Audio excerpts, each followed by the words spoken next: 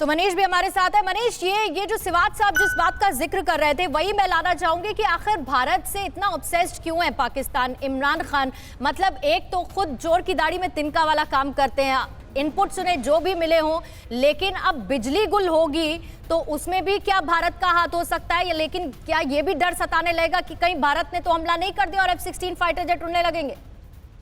देखिए, इसमें कोई दो राय नहीं कि इमरान खान जो बात कहते हैं कि उन्हें ये आशंका है कि पाकिस्तान के 3 टुकड़े होने वाले हैं, जो कि दिखाई भी दे रहा है। और एक ऐसे समय में जब दुनिया भर में अब बांग्लादेश की आज़ादी की 50वीं सालगिरह मनाई जा रही है, तब पाकिस्तान के 3 टुकड़े होने की संभावना के मद्देनजर अब वो भारत पर सारा ठीकरा थोपते हैं अपने दिन रात। और आज बहुत अच्छी एक बात मैं देख रहा था, एक पाकिस्तानी पत्रकार कह रहे थे कि ये इमरान खान के नए पाकिस्तान का नाइट मोड है, जहां वो अक्सर ऐसा करते हैं कि बिजली गुल हो जाती है, पाकिस्तान अंधेरे में चले जाता है और फिर वो F-16 उड़ाते हुए कहते हैं कि भारत कभी भी हमला कर सकता है। बहरहाल सबसे बड़ी बात यह है कि पाकिस्तान को और उनके हुक्मरानों को अपने हर मर्ज की दवा यही दिखती है कि सारा ठीकरा भारत पर थोप दे, बजाय इसके कि चाइनीज बल के इस्तेमाल करते करते कम से कम वो पाकिस्तान का जो पावर डिस्ट्रीब्यूशन सिस्टम है उसको मजबूत करे। अब देखिए, सिंध प्रांत में एक पावर डिस्ट्रीब्यूशन सिस्टम में गड़बड़ी आई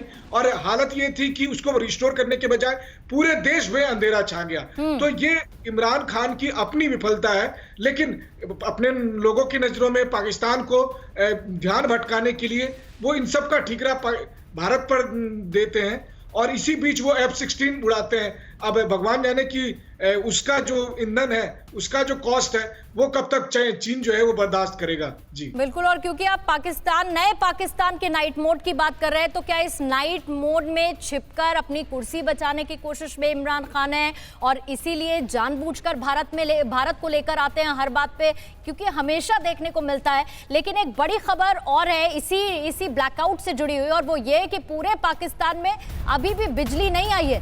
पाकिस्तान के ऐसे कई हिस्से हैं जहां पर अभी भी पावर कट है, रिस्टोरेशन का काम चल रहा है। तस्वीरें भी हमने आपको दिखाई, ऊर्जा मंत्री खुद पहुंचे, जायजा लेने के लिए कोशिश की जा रही है, क्योंकि 141 शहर इससे प्रभावित हुए हैं और अभी भी पाकिस्तान में बिजली आई नहीं है। पूरे पाकिस्तान में पावर कट से इंटरनेट सर्विसेज भी ठप हो चुकी हैं। ये उसका आफ्टर इफेक्ट है। बिजली गुल होने के बाद इंटरनेट सर्विसेज बंद हो गई हैं। पाकिस्तान में अब भी इंटरनेट सर्विस बंद है।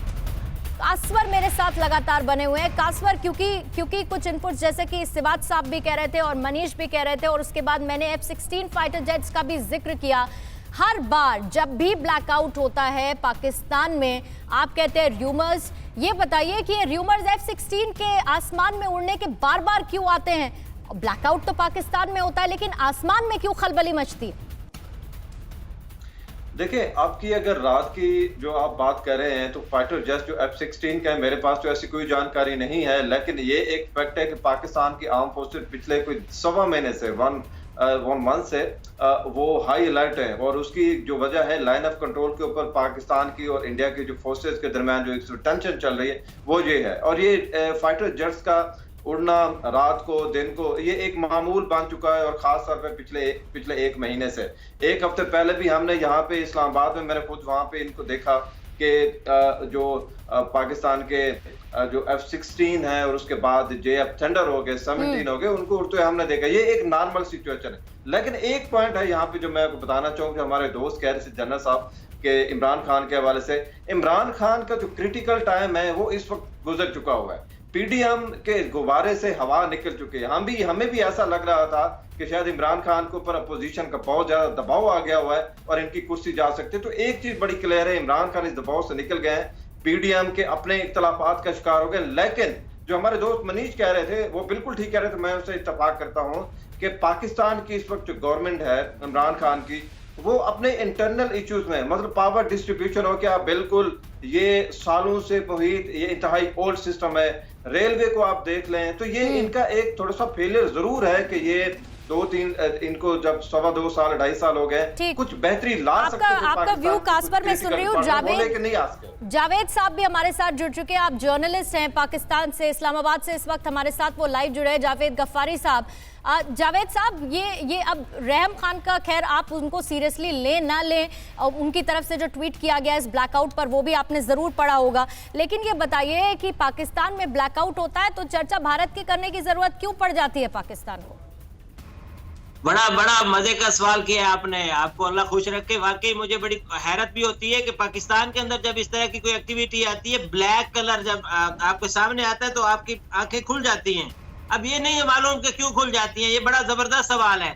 आपको इस चीज का ख्याल करना चाहिए कि आपके पास व्हाइट हो ब्लैक हो, हमें कोई फर्क नहीं पड़ता, क्योंकि हम अल्हम्दुलिल्लाह अपना जीना जी रहे हैं। और आप पता नहीं गफ्फारी साहब, ये आप मुझे कह रहे हैं या रहम खान को कह रहे हैं?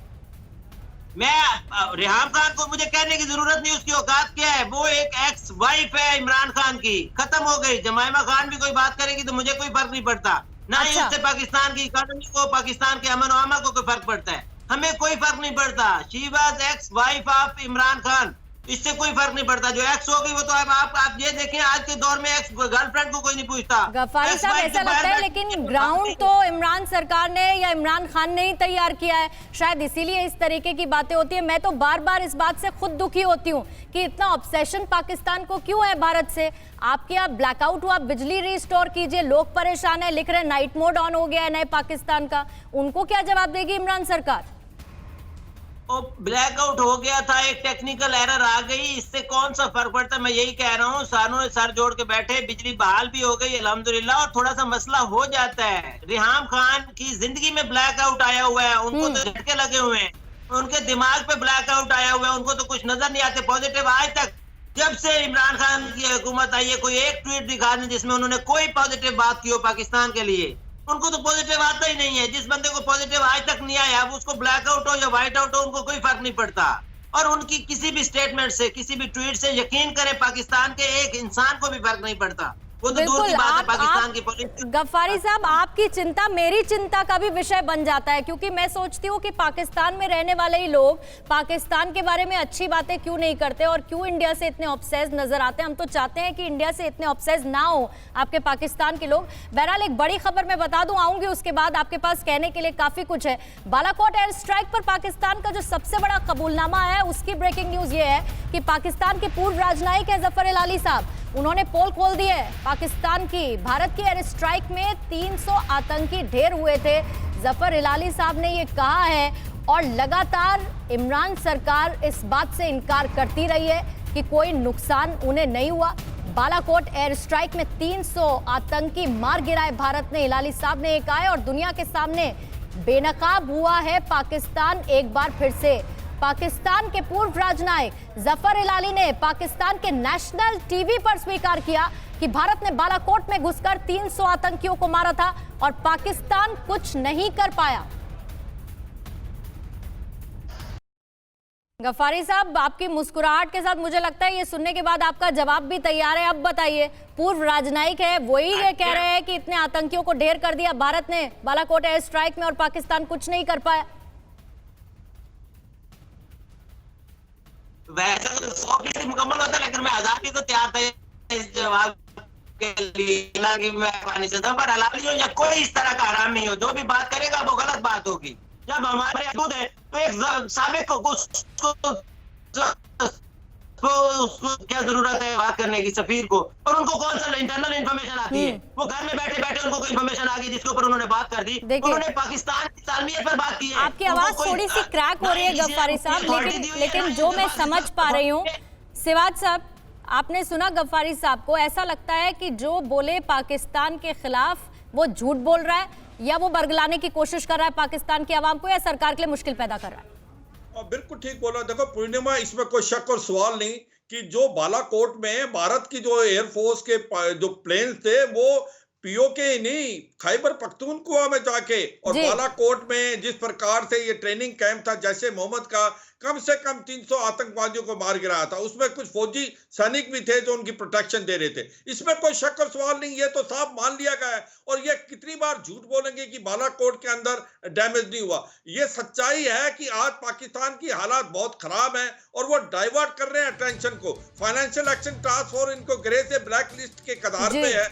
जिस प्रकार से अभी ये दे रहे हैं अरेस्ट वारंट, जिसके जैसे मोहम्मद के जो कमांडर हैं मसूद अजहर और जकूर रवान लखवी जो ऑपरेशनल कमांडर एलएटी के। सिवाज साहब, ये तो तय है कि कितनी भी कोशिश कर ले पाकिस्तान डाइवर्ट करने की मुद्दे को, कितनी भी कोशिश कर ले भारत पर इल्जामात लगाने की, कितनी भी कोशिश कर ले इनकार करते हुए कि भाई एयर स्ट्राइक तो हुई नहीं, हमारा तो कोई नुकसान नहीं हुआ, लेकिन सच पूरी दुनिया जानती है। बहरहाल शुक्रिया आपका सिवाज साहब, साथ ही गफ्फारी साहब भी हमारे साथ थे, अभी भी मुस्कुरा रहे हैं। शुक्रिया आपका गफ्फारी साहब। मनीष झा और साथ ही कासवर अब्बास मेरे सहयोगी वो भी जुड़े थे। और क्योंकि पाकिस्तान में ब्लैकआउट हुआ, बिजली अभी भी रिस्टोर नहीं हो पाई है, उसका काम चल रहा है, लेकिन लोग अभी भी परेशान है कि आखिर हुआ क्या। अड़ी सोमवार से शुक्रवार शाम 6 बजे सिर्फ TV9 भारतवर्ष पर।